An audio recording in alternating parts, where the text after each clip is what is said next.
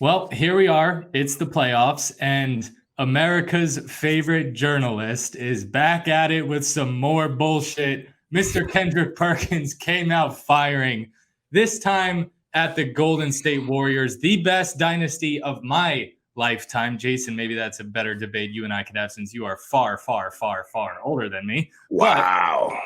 But here is what America's favorite journalist had to say the other day. I think this is actually the Warriors' last dance, in my opinion. I don't have them winning it all, and I do see guys moving on in their careers. And guess what? It's okay. Every good thing comes to an end, but you have to start rebuilding for the future. You're going to have to start to realize that, hey, Jordan Poole is a guy that is capable of being in multiple All-Stars. We know that Draymond Green, he had this incident and he have shared his feelings throughout the course of the season. So we don't know if he really want to be in a Warriors uniform next year. That's a lot of questions. Oh, interesting. Very fascinating interesting words from, every good thing comes to an end. I mean, let's just get right into it. Your thoughts on this this take from Kendrick Perkins. Is this the last dance for the Warriors? I can't just kill him right away, Hank, but listen, come on, Kendrick Perkins, man. You got to do better, man. We fried you one time before. Now we're going to have to fry you again. What are you talking? After one game? Wasn't he a part of the OKC team that was up 3-1 and they came back and smacked them? So in his defense, he didn't say this after the game 1 loss. He said this before the playoffs started, in his defense. Okay. So that's a little different. But come on, man. It's a 7-game series for a reason. Mm-hmm. Kendrick Perkins, we talking about Steph Curry, Klay Thompson, Draymond Green, right, who has been together for numerous amount of years. So with that being said, I just can't write them off right away. There's no way that they're just going to walk right into Sacramento and just beat them in their home. They're the number 3 seed for a reason, right? It's not just going to be a cakewalk, but Steph and them going to show up. Listen, this is the best dynasty in sports of my lifetime. And I was born in 1997. Golden State Warriors is the best sports dynasty I've seen in my life. So that said, I don't think you can write them off when it already feels like they've hit rock bottom. They had devastating injuries to Klay Thompson. They had the worst record in the NBA. They smoked their number 1 draft pick, James Wiseman. We don't talk about that enough. They smoked their number 1 draft pick and then won a title after all of that.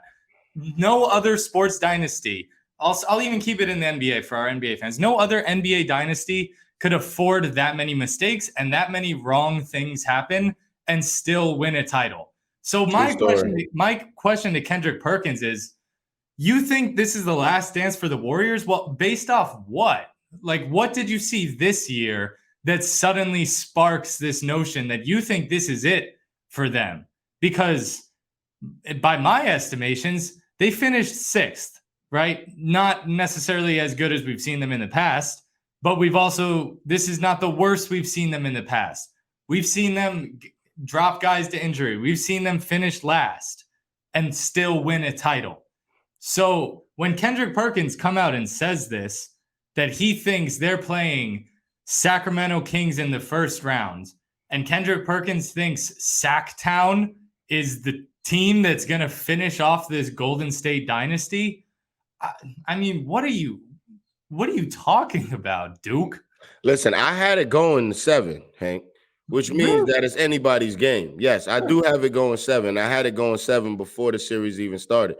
Only reason why is because De'Aaron Fox and Malik Monk played college ball together at Kentucky, and I was always a big fan of guys who have chemistry prior to getting to the NBA will definitely flourish, and they're doing that. Yeah. Right? You think about Jalen Brunson and Josh Hart, and before that trade happened, I told you, I said, guys, remember at Villanova what type of teammates they were.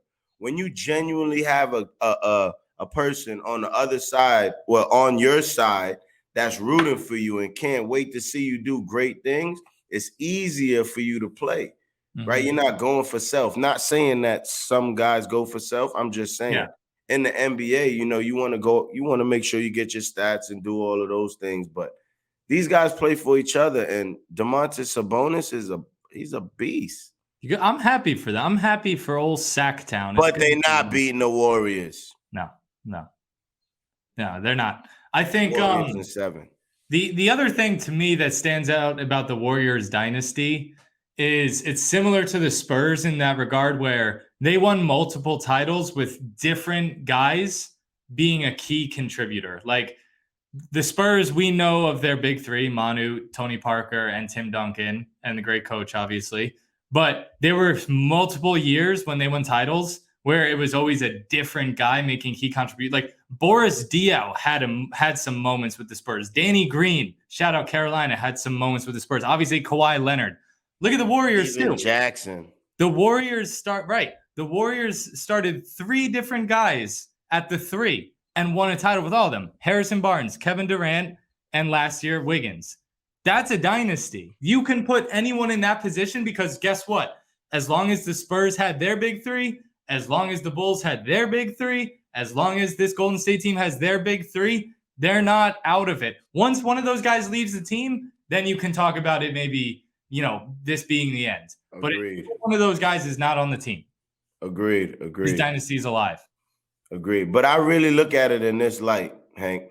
Wiggins was a key factor to their team's success this entire season, right? Yeah. Now, he went out with his personal emergency, right? So at that rate, now he finally came back and they just played one playoff game. They're getting their shit together. Give him time. Now they had a practice or whatever they did in between. Yeah. They figured it out. It's not like they got gun smoke. They didn't get smacked. That's by 3. Right. And there you go. Like, and you also have to remember Kendrick Perkins, relax. Yeah, take a chill pill. Like the other thing you have to remember here is that game was the biggest game in the history of Sac Town in the last 20 years. Yeah. Of course they were going to win that game. Draymond Green said it. He said they haven't been to a playoff series in 16 seasons. Yeah. So he said it was electrifying in that gym that night. The arena was crazy, which is great to be a part of. Exactly. But for the Sacramento Kings benefit. Yeah. Guess what? They still got to go across the bay and go to Oracle or not Oracle. There you go. Warriors dynasty ain't going anywhere. Kendrick Perkins, I love you, but you're kind of a clown for that one. Be a friend. Be a friend of a friend, man. Hit that button.